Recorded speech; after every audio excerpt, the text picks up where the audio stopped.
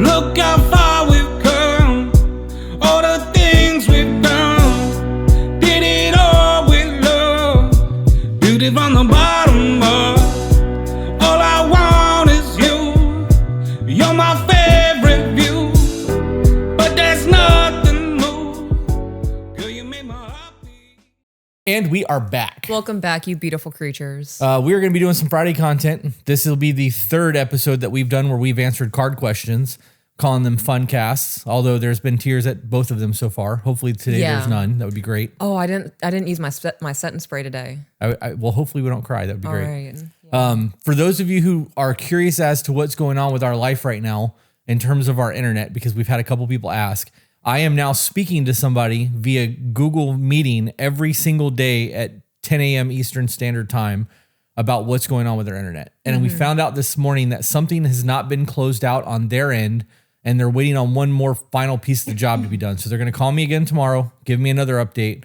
And the woman that I spoke to said hopefully it'll be next week when they can come out and install, but I am not optimistic. I'm not holding my breath on that. Yeah. It sucks. You know, there's part of me that's really pissed off because there's something that's not closed. She said it was showing closed in her system, which means somebody forgot to do something. Yeah. Well, she said the job was done in her system. Yeah. But there were things that were not closed out. So somebody didn't do their job. Right. Somebody dropped the ball, and like part of me is really mad about it, and I want to be angry and like, do you know the inconvenience you have imposed on our life by this? Right. And there's another part of me is like this guy or chick is probably super stressed out, trying to knock out 40 of these a day. Yeah. In the grand scheme of it, it's really not that big of a deal. Yeah. It sucks for us, but to the rest of the world, like Oh yeah, it's nothing. first world problems. Like, Right. oh no, they don't have internet, boo-hoo. But at Right. least they have clean drinking water. You know what I mean? Like, so I think about that shit when I get mad about it because I've been mad about it. And that's been my simmer down, motherfucker. Like, it's Yeah. not that bad. All right. Today, we're going to be doing part 3 of the cards that we were doing. This is the FunCast, as we've been calling it. We are doing content that is not emails for Friday. And it's been very enjoyable. And we have found something to do that we enjoy. Yeah. So now that we've gone through both of these decks, we have to find something else so that we can continue doing Friday content that is enjoyable for us and keep the Monday stressful content as the podcast. I agree. I also have to plug the men's group real quick, the men's retreat. I have, yours is completely sold out. No, I'm excited You're for you. badass. I'm Oh, I wasn't sure if you were excited because you sold your retreat This out. was Jazz Fingers because you're doing a man's retreat. Okay. We have, I think, 10 spots left for that retreat. And once For yours? Yeah. We only had 15 to begin with, so it's not like we've sold a whole lot. It's not even halfway sold out yet. But, I'm still excited about it. but this is going to be the only one of these I do. Yeah. Even if it sells out all the way, I am 90% sure I will not do one of these again. So that's where I stand now. Now, if this retreat goes, it fires off and like there's crazy life-changing shit that happens, then that 90% will become like 20% that it's not going to happen again because that's going to be based off of life experience versus perspective. And I am also considering heavily opening up a private men's group that does one-on-ones twice a month, like you do with your Sacred Women or Awakened Women's group. I think that's a good idea. I don't want to. Why? It's time. Time is the biggest thing. There's a lot of pressure there. I have to try to make my schedule work around your schedule, the podcast, and other people's schedules to get them on the calls. It's just a lot of what if, and I don't want to charge somebody that kind of money to do something and it not bring value to their life. I get that. I am very worried about the cost to reward for people. And I just don't know. I provide a lot of worth. I don't feel that though. That's Okay. just me being honest. I Yeah. really don't. Like I am going to listen to somebody complain about their life for 45 minutes, give them 15 minutes of advice of how I would handle the situation, and then have to wait for 2 weeks to hear from them and see if they implemented it. And then if they don't implement it, that's definitely not going to fix them or help them. They've definitely wasted money, and I've taken it and wasted all of our time. There's just a whole lot of what if that falls under all of that. And I'm not, I guess it's one of those things that I'm just going to have to do. I don't know. I mean, it's worth trying it. Yeah. Seeing how you feel after it. There was a lot of hesitation in me. I was also worried about scheduling, working around the kids, making sure we still have time for each other. And likewise with the, am I really providing anything here? Right. A value. Yeah. After the calls, I feel the same way I do like meet and greets.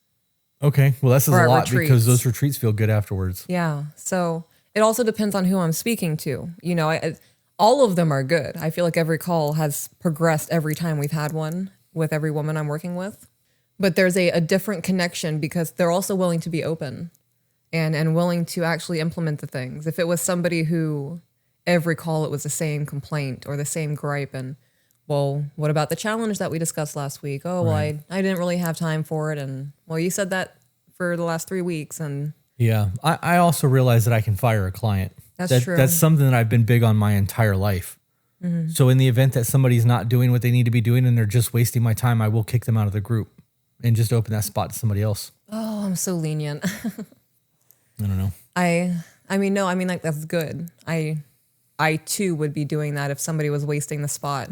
If I felt like another woman could take that spot and actually gain value from it and they're not blaming everything else in their life or not taking accountability and is expecting me to fix everything for them.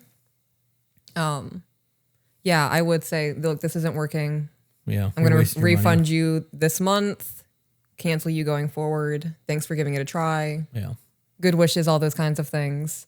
I also know like life is busy and things happen and like life makes it hard to overcome obstacles mentally and in relationships.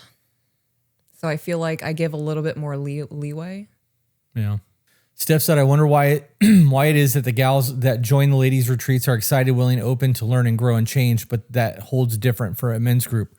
It's not that it holds different. The men who are coming are fucking stoked because we created a Discord. The men who are in that Discord are fucking pumped to be going.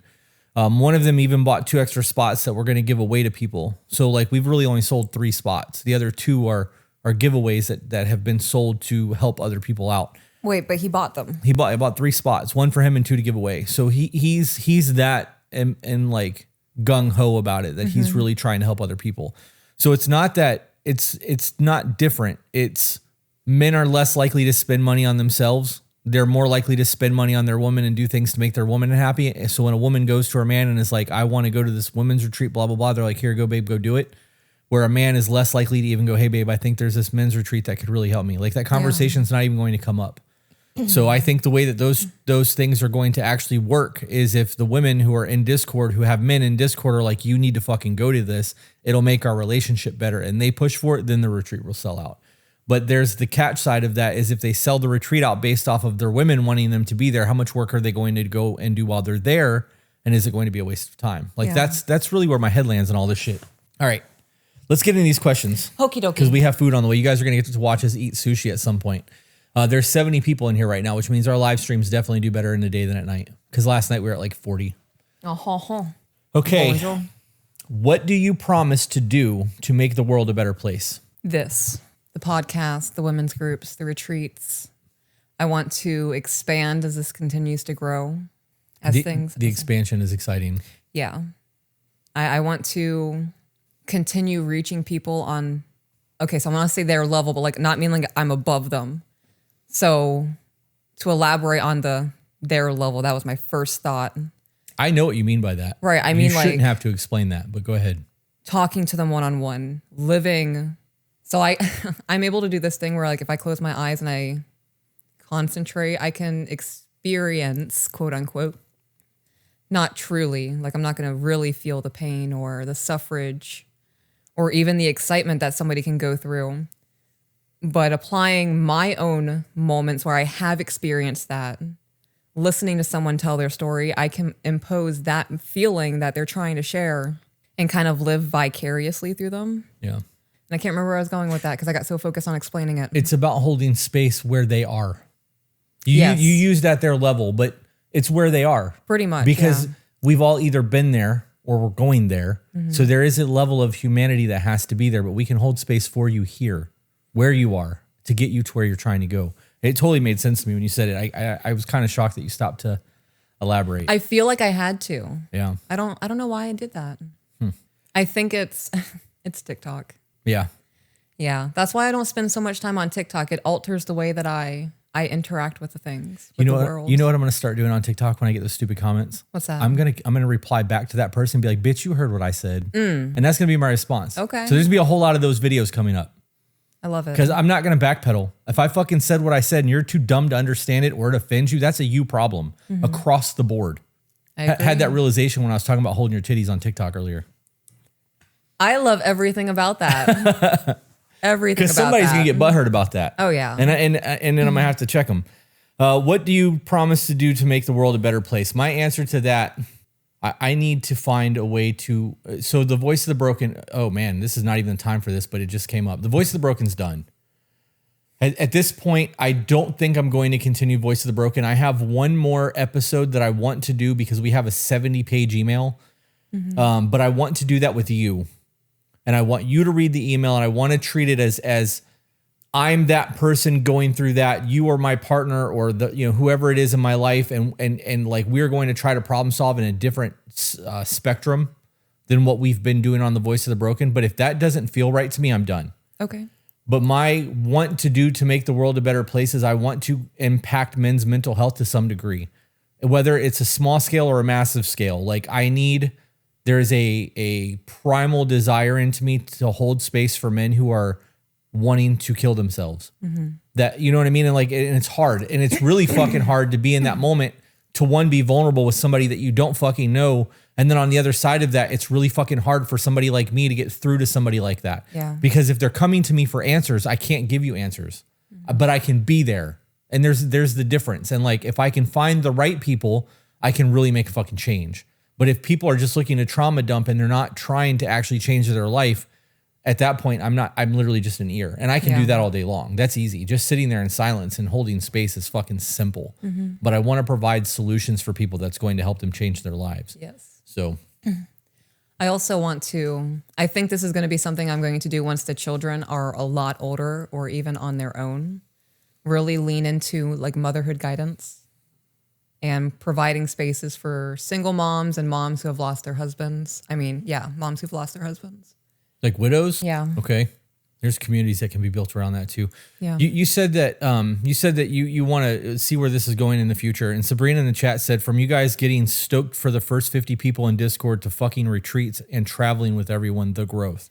Oh man, I haven't thought about that in a hot minute. I think about it all the time. There is not a disillusionment when it comes to where we are at. I remember sitting in this room at our kitchen table freaking out because 10 people subscribed to our Patreon. Yeah, that's what I think about. Yeah. I remember the first $100 on Patreon. Yep. Like it was fucking unreal. Like we were beside ourselves. And I remember, so you guys, I'm not going to give you the floor plan of my house, but the way our house is set up, if I'm in this room and she's in the living room, I can yell at the top of my lungs and she can barely hear me. Yeah. If she's in the bedroom, which is, another 10 feet, she can't hear me. So there would be times where she would be in the other half of the house and I'm screaming at the top of my lungs, new patron! Yeah. Yeah. For a little bit, I had my watch on and I would do the same thing and try to beat you to it. Yeah. Yeah. So what is next for us though?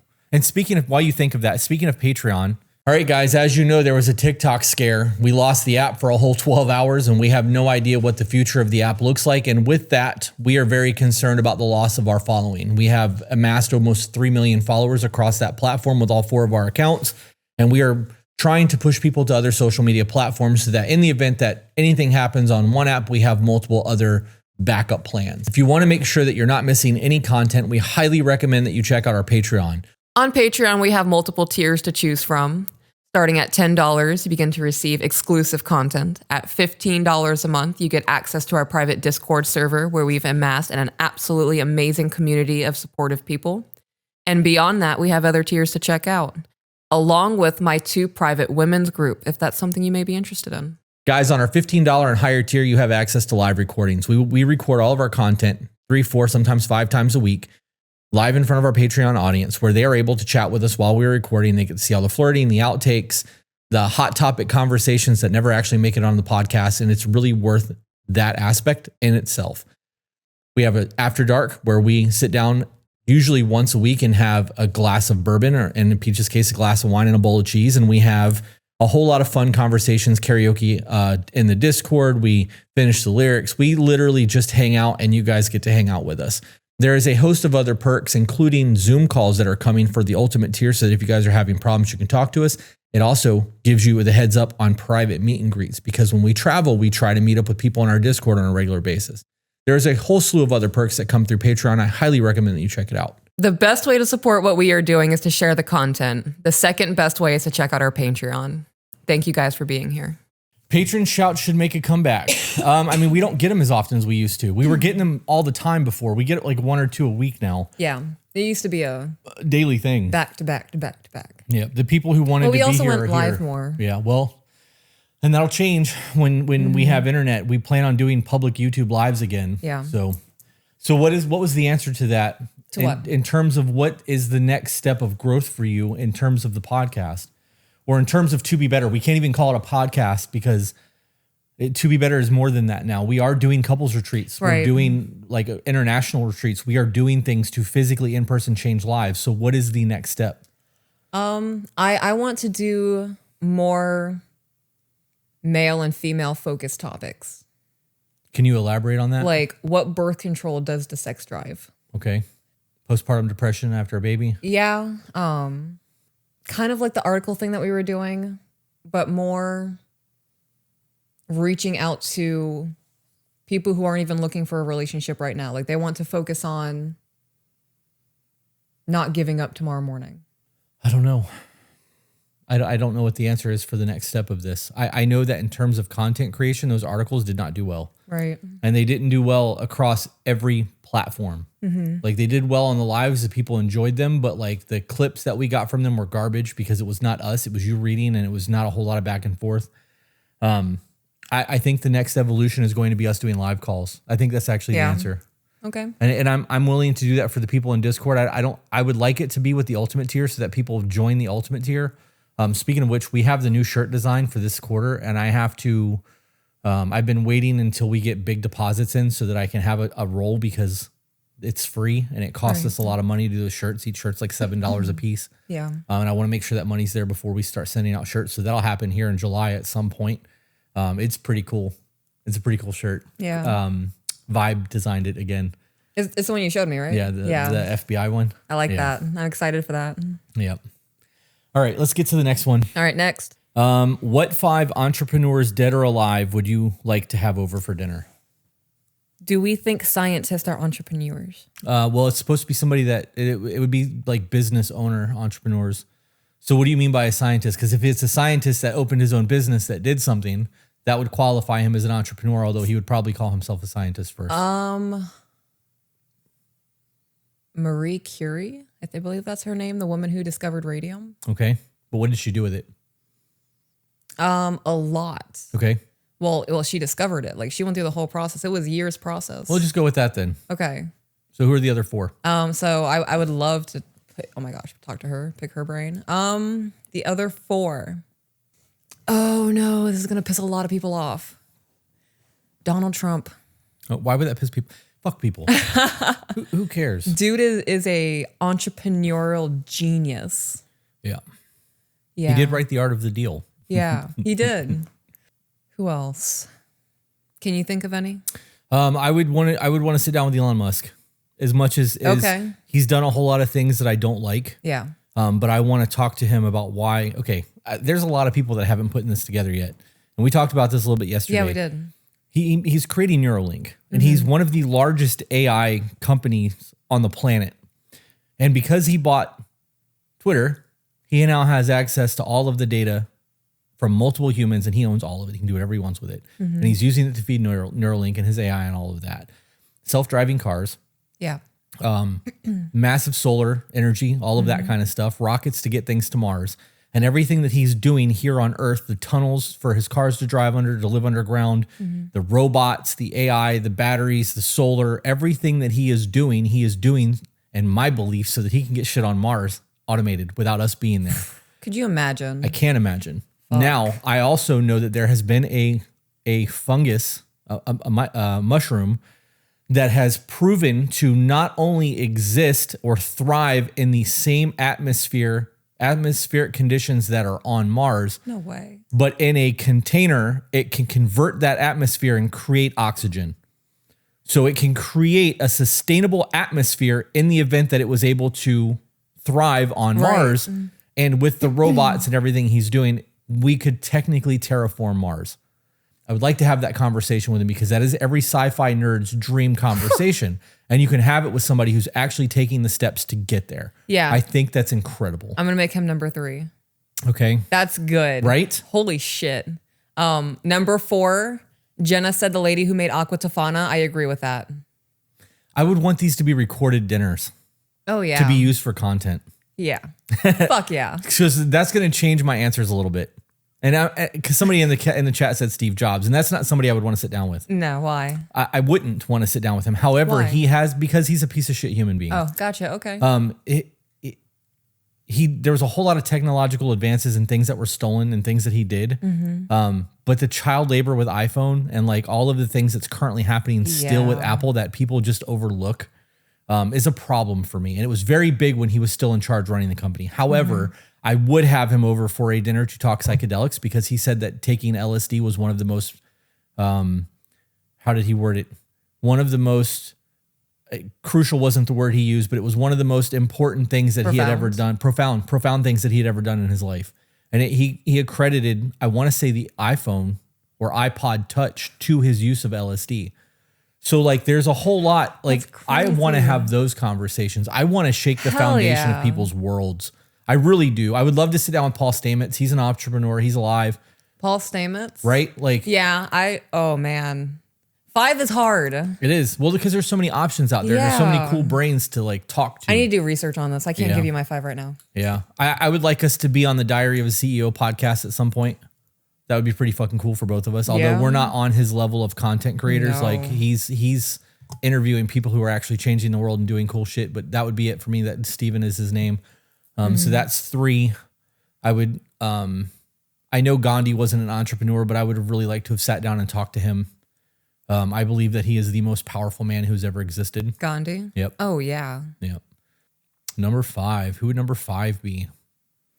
Oh, Cleopatra would be a dope one. Yeah, she's a history figure though, not an entrepreneur. I would argue that the way that she had to run that empire was very much like making crucial business moves. I'm gonna pick Simon Sinek for my 5th. Yeah. That's pure selfishness on my part. Why? Because he is, in my beliefs, one of the smartest men alive in like his field, and he is very well spoken. And I have not listened to a single episode of anything that he's been on that has not profoundly changed my thought process.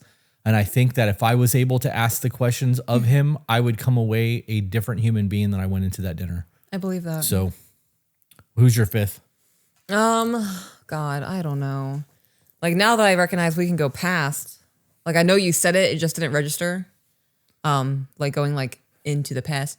Yeah. I don't know. You can use Cleopatra because I use Gandhi. That's cheating, but Yeah. I don't know. Gandhi is pretty dope. there are a lot of people from history that I would like to sit down and have a conversation with. Yeah. I would like to have 2 conversations with Malcolm X. One before his trip to Mecca and one afterwards.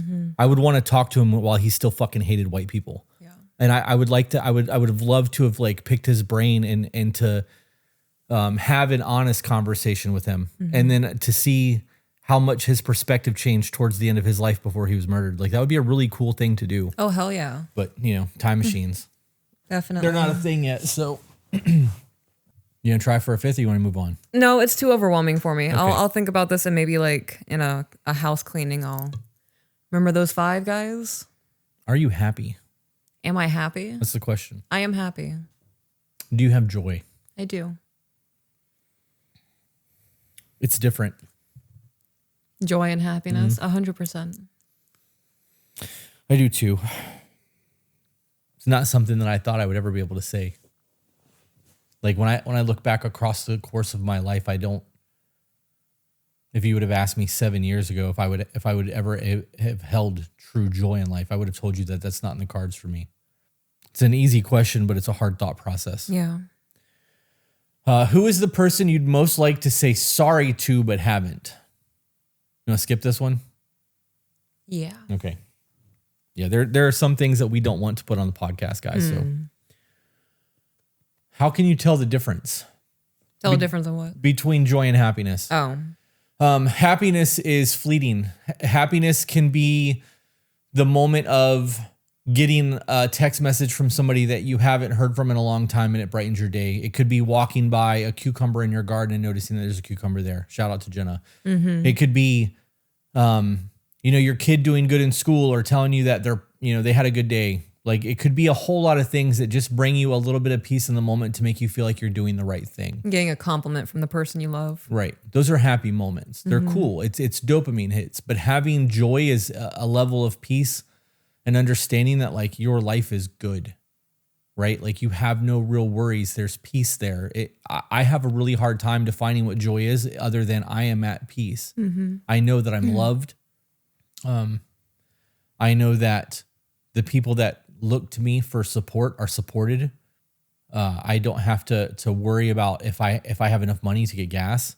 I don't have to look at what we're doing for food. Like there's a level of security and comfort there that makes me feel at peace in our life. And that brings joy to me.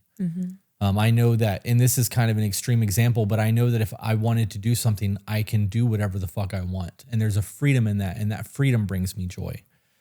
So I agree with all of that. If you had to give all of your money away to one organization tomorrow morning, what organization would it be and why? Give all my money away? Yep. I'm not giving shit away to an organization. I would start my own shit. Well, it would have to be tomorrow morning. Tomorrow morning? Yep. So you giving all of your everything away to your own organization that you would have to create in the next 20, 12, 14 hours, 15 hours would be... Oh, no, I'd have that set in place, right? Okay, we need to create wills. Right. So, well, trust, but yeah. Trust. You need to answer the question and not duck it. You have to find an organization. I'm going to be honest, there's really not a lot of organizations that I trust to give my money to. Like there are causes that I want to help, like homeless children, animal shelters, those kinds of things. But I can't name, I'm not going to do like fucking PETA or whatever that organization is. I would never give my money to them. I would have to do research on probably like a family-owned non-for-profit to be able to help with things. I would give it all to Troy. Yeah? Change Unchained. That's a good one. I agree with that. Yeah. Oh, this is kinky. Oh. What pain with lines all around it do you enjoy having? Should we skip? Let's skip this. All right. Next. Why are we skipping it? Next. What are the failures you cherish the most? What are the failures that I cherish the most? Yeah, that was a really good worded question. I feel like we answered a lot last night, though. I agree. I feel like we answered a lot of that last night. So that won't get cut too. What was the best conversation you ever had and why? What was the best conversation I've ever had and why? There's too many of them for there to be just the best. I've had a lot of impactful conversations. This is hard because of what we do for a living. Yeah. We talk to a lot of fucking people. Right. I'm going to pull a conversation from my early 20s. I was fresh from leaving my first husband. I was dating a guy. And he hit me one morning with, I don't want to deal with you. I was a mess. My ex-husband messaged me. It was like 7:00 in the morning. And I was still very fresh in my fight or flight. And I felt like I had to fight back. And I was crying and I was freaking out and I was panicking. And I couldn't regulate myself. So I was looking for him to regulate me. And he woke up to me crying. And he was sitting in bed and I was pacing the bedroom and I was freaking out. And he hit me with, I don't want to deal with you right now. And of course I got mad. In the moment I was super emotional. I was like, fuck you, get out. And all those kinds of things. It just happened again. The neck thing? Yeah. That conversation made me realize that I was a mess. I was going to ask you if that was where that was going. Yeah. Because at the moment, I'm sure that really hurt you. But in the long run, that person, even though they were doing something ugly to you to serve themselves, he told the truth. They did you a big favor by being honest. Yeah. Damn. Well, that triggered my answer because I didn't have one. Okay. When I was this was when my best friend Chris was still alive. I had to have been in my early 20s.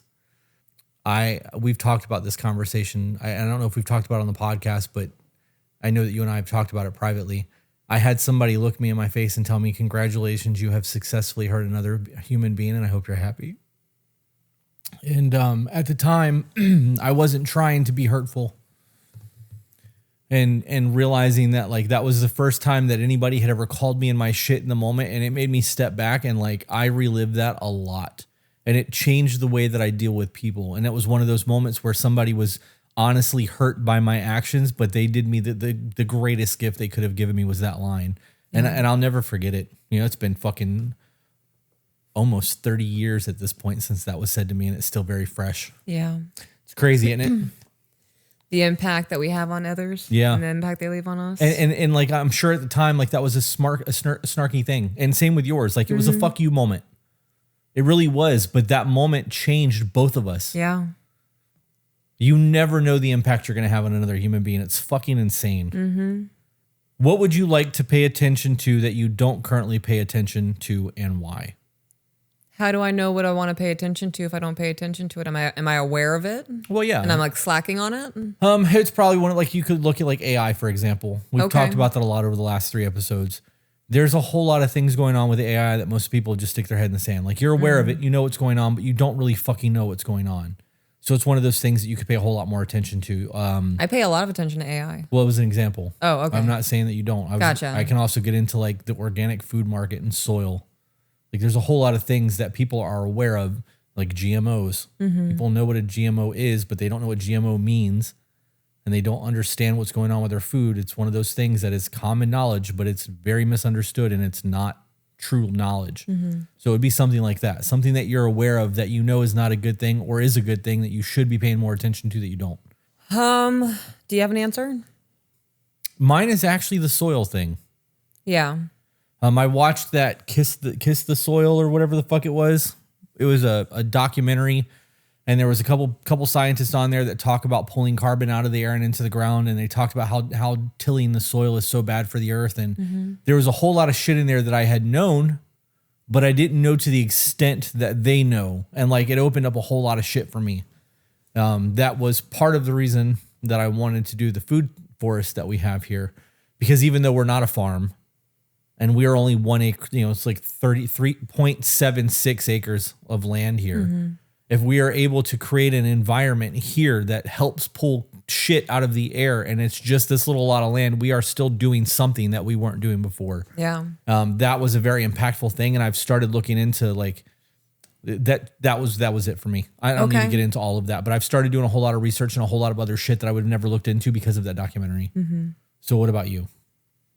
I would agree with that. It's called regenerative farming is one of the things. Somebody in the chat just said that, but that's actually something that they talked about heavily in that documentary. What is your definition of luck? I don't believe in luck.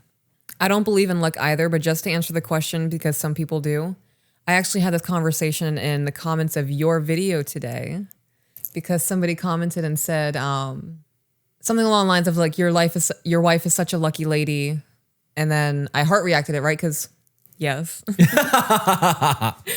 Also, I commented and I was like, I worked my ass off to keep my husband. Luck was our path crossing. And that's where the luck ended.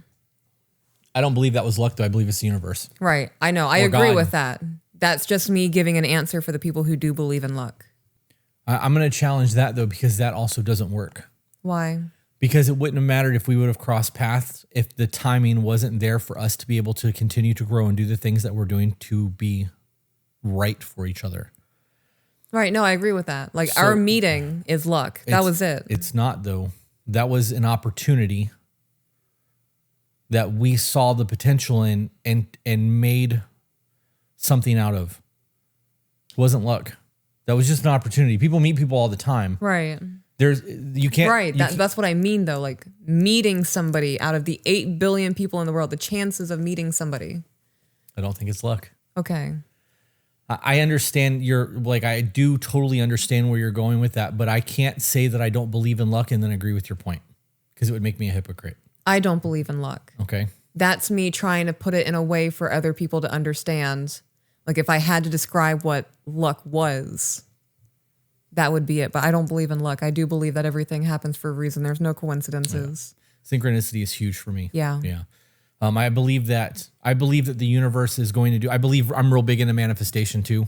But I believe, food's here. I believe the universe is going to give you what you need when you are not going to fucking destroy it. 100%. My husband and I have been having a lot of conversations, right? And I have come to the realization, it's so bad. There it is. Oh, you're not supposed to be back here. Dad's going to be so upset. Oh, everybody can see you. Oh, your dad's coming. Go. No, this is what I meant. What'd you say? What are you yelling about? So, okay. I whistled to have her come back here with me. And she got overexcited and came over the thing, and I was like, no, don't do that. And she was over here, and I was like, your dad's gonna get so mad at you.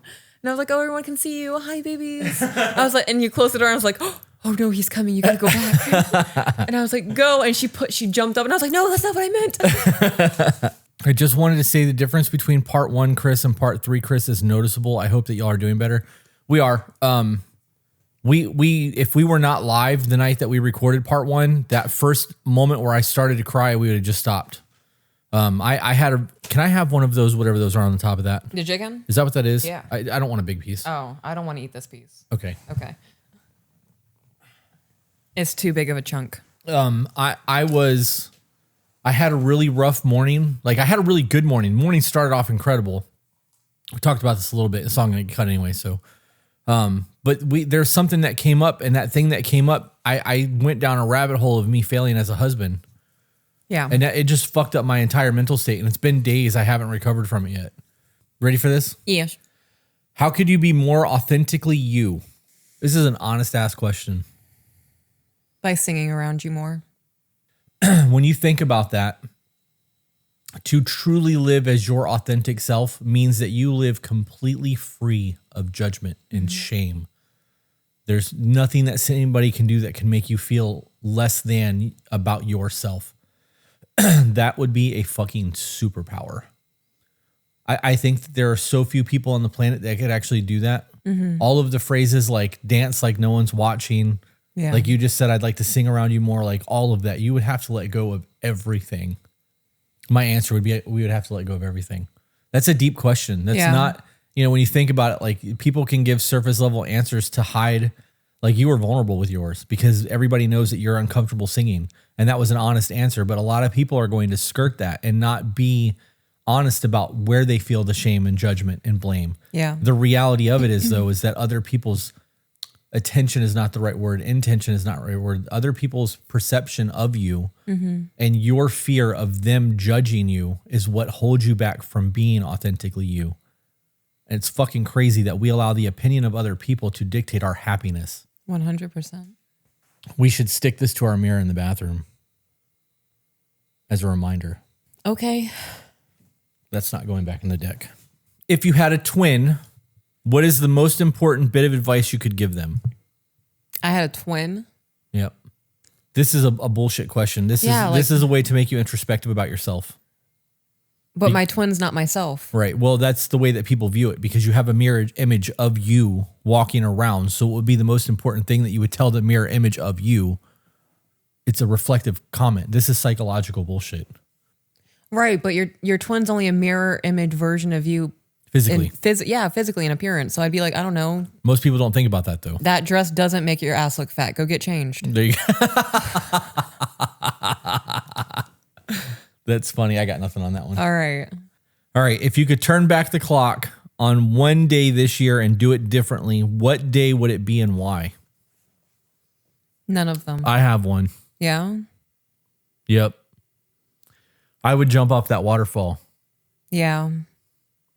I truly believe that I would not have had the ability to get to that tire, but I do believe that had I got to that tire and was able to use the rope, I could have climbed up there and jumped off that fucking rock. And that current was strong enough that it could have pulled me back. Mm-hmm. I didn't try. And that's what gets me. Because I know that the waterfall that we did on the first Costa Rica trip, just swimming across that, like it almost took me under. Yeah. And it wasn't even a super bad current. That other waterfall was much, much worse, but I couldn't kick my leg. It eats at me. Really? Still? I'm going to be honest. I would be worried about you making that climb because there were points where I was like, I don't think I can get my leg that high. Getting my leg up there wouldn't have been the problem. It would have been the strength to get it to like push. That would have been the problem. Because I can pull my knee to my chest. Like this doesn't bother my back. But if I had to put my leg straight out in front of me, it would bother me. I honestly think the water would have been the issue. Yeah. Just being able to swim to that thing. It's crazy what eats at us. Yeah. Because you got to do something and like we're supposed to be doing this life thing together. And even though there was like a cool moment where I got to like whoop and hoot and holler and like cheer you on. Definitely hyped me up. I couldn't do that with you because of a fucking bullshit ass injury. Like, and again, I didn't try. And I think that had I tried and not been able to swim to that thing, I would have been okay. I don't think that it would eat me because I at least got in the water and fucking attempted to swim over there. I didn't even try because I let my sciatic and my disc issues prevent me from even attempting it. What if you got hurt more? Well, then that's a whole other aspect of it. And that's another perspective. The problem is that's not a part of my what if. It needs to be. Yeah. What is something that people value that you no longer value? That's a good question. What is something that people value that I no longer value? Yep. Sex work is a glamorized thing. That's a very random statement. Is that something that you used to believe in? Yeah, I was brainwashed. I used to think that it was a very empowering, like if you're going to be a boss bitch, this is the ultimate thing. Yeah.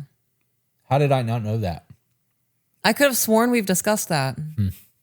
Maybe I just didn't hold on to it. Maybe. I was going to say expensive cars, Yeah. but then I had a less thought. And this is not my original thought. It's just popped in my head. So I'm stealing this from somebody else, but it is something to make you all think because if you haven't heard it yet, you need to. Expensive cars are not expensive because they're worth it. They're expensive because they're hard to obtain. And there is a difference between having something that is worth it and having something that is hard to obtain. Having something that is hard to obtain does not make it valuable. It just means that most people aren't willing to do the work to have it. I've had the dream car and I got rid of it within a year. It was less than a year. It was like 6 months. I had the car for less than a year. I think it was less than 6 months, to be honest. It might have been, Yeah. but it was one of those things that every morning that I got in that car, I felt like a fucking baller driving around in it. It felt really good. But every month when it came time to pay that car payment, like I was just throwing money down the drain and like there was a very real, like, what the fuck am I doing? Why am I doing this? Jenna said it's nothing more than a symbol. To some people it is. To some people it really is a symbol of like, look what I've got. Like, look at my social status. Social status doesn't mean shit anymore to me. The car, having that car was really nice. I actually really loved the car. I just couldn't justify the cost of the car. Oh, yeah. I'm going to Adam Sandler it out here. Yeah. Yeah. I don't know what that means. He showed up, I think it was like the Grammys or something, in like basketball shorts and a zipped up hoodie. Comfortable. Yeah, baseball hat. Fuck him, dude. Yeah. It's funny that you went to that. I spent $600 or $700 on clothes earlier this year, at the beginning of the year. I bought all those Dixon shirts. I bought new jeans. I bought those boots. It was probably more than that. Hat. Those boots and that hat alone were over $1,000. Yeah. I spent a lot of money trying to redo what I wanted to look like while we were out doing things because I wanted to show up for you.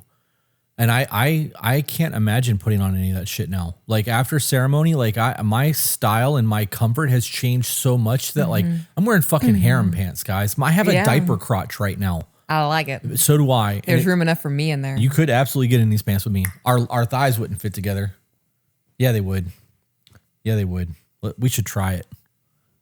Are you serious? We should buy another pair because we're going to ruin them. Yes. I'm willing to bet we could both fit in a pair of these. Oh my gosh. You know, we should use that for that TikTok where they're like, you guys can't do everything together. Yeah. Yeah. We should, if we're going to do that, we should actually buy a pair that I know for a fact we can fit in. That way we're not like struggling. I don't want people to see us fail. Right. Yes. Especially if we do that. But like my comfort level matters more to me than what you think I should look like. And like when we take pictures of us and we're out doing things together and I'm dressed comfortable and I look comfortable, that feels better to me. Don't get me wrong. We look hot as fuck in the desert. Yeah. But that's a photo shoot. That's very different than how we walk around and live our lives. And when people see us living our authentic selves, looking like we look on the podcast, because that is how you dress every day. This is how I dress every day. Yeah. This is who we are. I'm getting to the point where like, as soon as that thing on the bottom of my foot heals from Costa Rica, I'm going to start barefooting it. I'm a dirty foot this bitch. Oh, I love barefooting it. Or my Crocs out this morning for like 5 minutes. And I was like, what the fuck am I doing? Oh, I think they're still out there. They are. They are. Yep, they are. Yep. That's funny. They are. I saw them out there. They were out there yesterday in the wheelbarrow. Yep. I be barefooting it. I'm excited that you're joining me with this. Yeah. Yeah, do a lot of earthing together. A lot of grounding. Why are you looking at me like that? My original look was because I was thinking about fucking outside. So that was dirty. But then I really started thinking about how our life trajectory has gone over the last 7 months of our life. Yeah. 8 months, however long it's been. Like there has been such a huge shift in who we are. And like we have gotten so much closer because of it. Mm-hmm. It's just, it's joy. It's worth living for. If you were lying on your deathbed, fuck, what 3 things would you want to have achieved in life? And do you do things each week that will get you there? I want to be a good wife, a good mother, and a good woman. You already are. So you have that. I don't have a deathbed wish list anymore. No. For the same reason that you just listed off those 3 things. Mm-hmm. I hear enough from you that I'm a good man. And I hear that in hard times, not just because things are good. Yeah. And all the things that I've want to accomplish, like I'm so happy with where we are in life that like the only thing that I want to do now that we're not doing all the time is travel. Yeah. And we'll get there. We will. So like that's not one of those things that we are working towards that every day. Every single time we sit down and try to do an episode, or every time we get a new follower, like we are doing the things to try to get us to that point. So do you do enough to keep learning? Oh yeah. Same. Yes. That's a dumb question. I learn something every day, constantly. Okay, this is a good question. Okay. This is way better than the last one. All right. Is there something you associate with a key moment of hardship in your life? Rick and Morty, and it is my massive mental breakdown in my early to mid 20s after leaving my first husband, and I was a single mom of 2 under 2. I could hear it playing in the background as I screamed. I have been a fan of Jelly Roll since he was making music with Haystack. Mm-hmm. Most people don't even know who that is. Yeah. Like it's been close to 20 years. There was a time, a span about 10 years of his music that was all I listened to. And that was during like the hardest parts of my life. And then I have other things where from like being homeless and shit that like I will trigger that memories of things like that for me. But like those are not really prevalent things. So, but there are definitely things that trigger those moments of, damn, I made it through that. Yeah. And that's a much better thought than I remember when. Yeah. Right? That's true. It's a survival thought. What is one thing you regret not saying to somebody, and why didn't you say it? Some of these questions really will like, they need a whole lot of time to work through and figure out the answer to that. Luckily, all of the dead silence gets cut, so. That's true. Oh, man. So I was like, I'm laughing because this makes me look like a piece of shit. I was fresh out of high school. This was like maybe 10 or 15 days after I graduated. I started working at a restaurant, and there was a dude there who was very interested in me, and I was not interested in him. And I don't know what I told myself to rationalize it, but we got into a relationship, and like from the get-go, I did not want to be with this guy. And I ended up breaking his heart. I just should have told him I wasn't interested. Yeah. Why do you think that is? People pleasing. Feeling like what I want doesn't matter because what people around me want influences my environment more than I do. And that's so far from the truth. Right. I have a lot of things that I regret not saying to people. But it's always been not said to maintain a status quo or to keep the peace.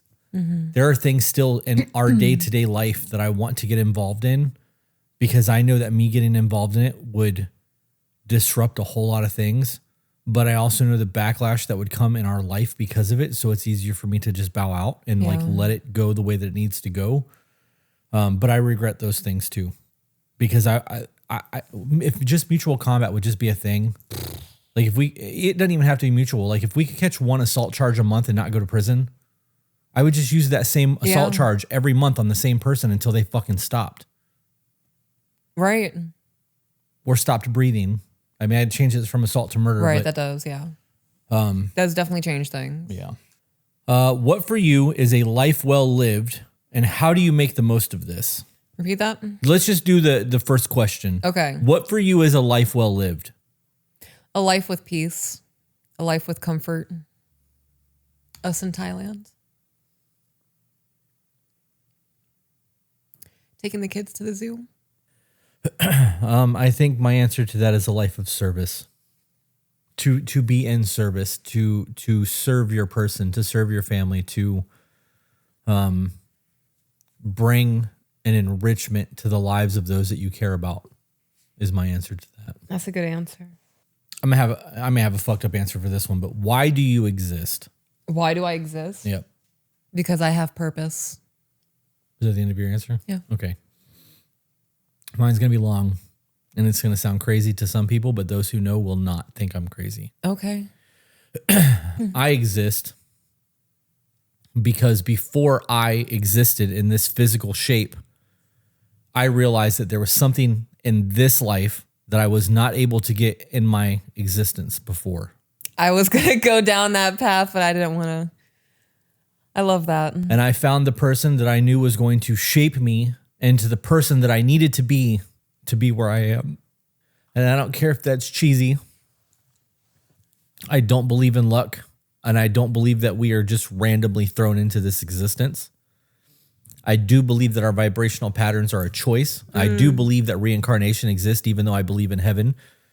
I believe that in all the span of time, which could be infinite, we have no fucking idea how long our time-space continuum thing actually is. At some point, you're going to get bored there. And you have all of these universes to choose from to go and experience things. Your soul can't fuck. It can't do drugs. It can't become an alcoholic. It can't play poker. Can't be a parent. It can't be a parent. It can't do all the things that we choose To do here. in life to experience something. And it gives us value in the afterlife. Yeah. And I'm going to say something even crazier now. I don't think any of that was crazy. I agree with all of it. I believe this might be a narcissistic thought. Okay. Oh man, this might be bad. I believe that you're here younger than I am because you got bored without me in the afterlife and had to come find me. Our life, until we got each other the way that we have each other, was not complete. There was a whole lot of missing, a whole lot of ugly, a whole lot of broken, a whole lot of hurting. You know what I mean? Like, and all that shit stopped. And even though we have disruptions and we have hard times, it's not comparable to everything that we've gone through. I'm going to hit you with something heavier than that. What if I saw everything you were going through and decided that you needed me here more than I wanted to be there? With our age gap, I believe that. Because you would have seen the ugliest of all of it. I would have seen the worst of it. The build up to everything that happened and the fallout. That's fucking crazy to think about. Yeah. I wasn't ready for that synchronicity. People are going to be like, they're fucking nuts. That's okay. It is okay. That's okay. We're happy. Yep. If there was one singular idea that had the most profound impact on your life, what would it be? And what's the first thing that comes? So it's got to be the first thing that comes to mind. If there was one singular idea that had the most profound impact on your life, what would it be? It might not have been Marcus Aurelius. Who said it? Something about free will. I could have sworn it was in this book, but I don't see it. But I found something else that I very much agree with. He said, the example of a family governed in a fatherly manner and the idea of living comfortably to nature, to look carefully after the interest of friends, and to tolerate ignorant people who form opinions without consideration. That last one's hard for me. Yeah. And that is something that I think about often. In what degree? Like In what elaborate degree? on what makes you think about that often. I used to have zero tolerance Used to be a very combative person. So if we disagreed, I will sit here and argue with you and I will never have to talk to you again. I would get mad. I would want to prove my point, prove that I'm right, whatever the case may be. And I burned a lot of bridges and I hurt a lot of people in doing that. I want to do that again. Yeah. It's crazy that people think that they're going to be happy by being right. Yeah. It's just your ego. Right. Yeah. All right. So my answer to that question, if there was one singular idea that had the most profound impact on your life, what would it be? I honestly wasn't thinking about it the entire time, and I don't really have an answer. Pull something from The Courage to be Disliked. I can pull a lot from that book. I could say something like, you weren't actually angry enough to yell, you wanted to yell, and you used your anger as an excuse. I can talk about how there's a difference between being alone and being lonely. Yes. And if you were the only person that ever existed and there was no other people there, you would have no idea that you were lonely. You would just be the only thing existing. That was such a profound book. Such a profound book. Adlerian psychology blew my fucking mind because before I read that book, I didn't know Adler was a thing. Yeah. I knew about Jung and I knew about Freud, but that was, in my opinion, like the godfathers of psychology. And like they both had theories and they both made sense to me. And like I lean more Jung than Freud. The mommy issues with Freud was too much for me. And the shadow work with Jung and all the psychedelics I've done made a whole lot of fucking sense to me. But Adler, like, fuck, man. All right. Can't read this one. How many times have you properly been in love? Oh, man. I'm going to say 3. Yeah. Yep. And all 3 of them looked very different. I believe our love ages. Yeah. Like it matures. How about that? It matures is a better way to word that. Because you have the puppy love that everybody experiences as a teenager and into your early 20s. Oh, I really got to think about my past relationships now. KC in the chat said the concept of 3 loves in life refers to the idea that people experience 3 distinct types of loves throughout their lives, each serving a different purpose and teaching different lessons. These are often described as first love, intense and hard love, or unconditional and grounded love. I didn't know that was a thing. Mine came to 3 because of the different phases of my life. I can say definitively that none of them felt the same. Yeah. That all 3 of those loves looked very fucking different. And I actually regret one of them. Yeah. Like completely regret it. Yeah. Yeah. I would also say 3 times. Yeah. Other times it was like convenience for feeding my own ego. I didn't want to be alone. And that was just the next thing to say. So are you saying that you've only told 3 people in your life that you love them? No. Okay. Only 3 times where I've actually... True love. Like you were... Yeah. Okay. What is one thing that you would do if you weren't afraid at all? We answered that last night. What is one mistake that you have made that you have been scared to address or reconcile? I would have to put thought into that. I actually don't think this is a good question because we've talked a lot about these already over the last 2 episodes of this, but I'm going to change the question. Okay. And I'm going to challenge the question. If you made a mistake and you are scared to address it, why? And is it worth it to reconcile? I've made a lot of Okay. I have made, I'm also readjusting. I have made a lot of mistakes in life, right? There have been a lot of times where I have done really fucked up things to people. And I have apologized or I have tried to make amends. And sometimes those apologies or trying to make amends have actually ended in a physical altercation. That's fucked up. Where I have tried to make amends, right? Right. So you don't need to make amends all the time. Sometimes it's best to let sleeping dogs lie. But to reconcile, if something happened or I did something that was fucked up to somebody and I made the choice knowing what I was doing to do it, why would I want to reconcile those things? That's a good question. Right? Like, right. It's no secret that I was a cheater in a past life. I would not try to reconcile that because while I was doing what I was doing, I didn't feel guilty about it or I wouldn't have been doing the shit. Why would I want to reconcile a situation like that? That situation is long done. It's over with. There's no guilt there, right? Like, right. So why would I put myself in a position to do that? I'm not doing it for me. I'm doing it for them. And there's no guarantee that that's going to give them what they need because in the times where I've tried to correct things, it's ended up in physical altercations. sometimes it's best to just let things go and grow past it. The human experience is a lot.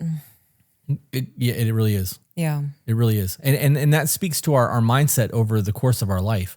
I think that everybody, just like the 3 love things, I think that everybody goes through certain growth phases in their life where, like, for example, there are times where all of us feel we need to be right. Yeah. Right. And there's times where we all are vindictive and we want to hurt those who hurt us because it feels good, because we want them to hurt the way that we're hurting. And then we get to the point where we realize that in doing that, we are hurting ourselves too. And we are prolonging the discomfort or the pain that we're feeling because we are trying to seek revenge because somebody else hurt us instead of healing. Right. And there's different phases that we all go through. And I think that impacts the way that everyone lives their life. And eventually, I don't believe that anyone ever obtains enlightenment. I truly don't. I believe that's the goal. I think that we all want to be enlightened, or we want to have peace. And I think that we can have times of peace in our life, but even in times of great peace, eventually something's going to come up that we have not had to come over yet, like an obstacle, and it's going to disrupt our pond. And until that pond ripple goes back to normal water, we have to deal with the consequences of that thing. Right. And that's part of growth. But I think that knowing that is what we believe enlightenment looks like, because this too shall pass. Right. As fucking cliche as that sounds, this is not the rest of our life. This is a year. It's been 6 months. It could be a bad afternoon. It could be we just didn't get along today. Right. I agree with all of that. That was very well put, babe. Thank you. Thank you. You're welcome. I like it when you think I'm smart. Yeah. Yeah, it does it for me. It like I want to be I don't know, I feel like a kid who got a gold star. Like I want to stick it on the fridge so that everybody can see that, like, you were proud of me today. I love you. I don't want to cry. I love you too. Tell a specific story of someone in your life who helped make you into the person you are today. What did they do? This is from Terry Crews. His someone did not look like someone. It took me a minute to decipher that. Yeah. Could be that I have tears in my eyes still, but. Read it one more time, please. Tell a specific story of someone in your life who helped make you into the person you are today. What did they do? Like in the story, or to make me who I am? However you want to tell your story, babe. It's yours. Oh, I need to think about that. Do you have one? I do. Okay, you go. My mom dated a guy named when I was younger. My mom had a lot of men in her life that were not her husband throughout the course of my childhood. He was a roofer. He was a construction worker. He was 6'4" and maybe 180 pounds. Like, he was not a very large stature man, but he was very tall in stature. He was an alcoholic. But he loved. I can remember them fighting, and all of the fights that they had were never aggressive on his part. It was always about his heartbreak and what she was doing to him, which is such a specific thing to remember. Yeah. Right? But I remember getting in trouble. I remember the apartment complex that we lived in. And I remember every time something happened, she would always go to him to get him to punish. And the punishment was conversations. It was a calm, loving, gentle, I want to understand what you're going through right now. Like, that man gave me a side of what a man is supposed to look like that I had never understood before. I had never seen that type of compassion or that type of want to understand. And that in alone is such a fucking beautiful thing for somebody to have. Mine's kind of similar. I want to say first grade. And my teacher's name, her name was Mrs. Kern. And she was already an older woman. And she had this crazy curly hair, and she reminded me of a grandma. My parents separated when I was 5, and a lot of tumultuous things happened after my dad left.